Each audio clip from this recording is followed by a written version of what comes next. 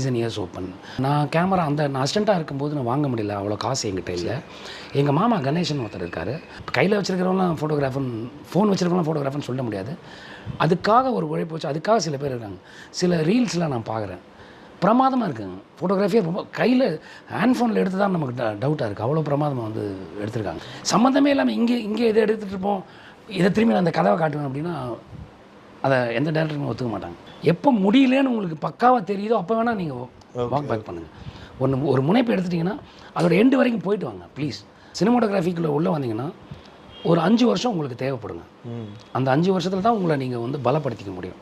அந்த பலம் இருந்தால் தான் உங்களால் போய் வேலை செய்ய முடியும். இப்போ இருக்க காலகட்டம் வந்து ரொம்ப ஒரு போட்டியான உலகமாக இருக்குது. இப்போ ஒரு பையன் வந்து ஒரு சினிமாட்டோகிராஃபர், நாட் ஒரு பையனோ ஒரு பொண்ணோ சினிமாட்டோகிராஃபர் ஆகணும்னா என்ன பண்ணணும்? அவங்களுடைய ஒரு ஃபஸ்ட்டு விஷயம் அவங்க பண்ண முதல்ல அவங்க ஃபோட்டோகிராஃபியை புரிஞ்சுக்கணும் சார். ஃபோட்டோ என்ன கன்வே பண்ண ட்ரை பண்ணுறீங்க, அந்த படங்கள் பார்த்தீங்கன்னா உங்களுக்கு புரிய ஆரம்பிச்சிடும்.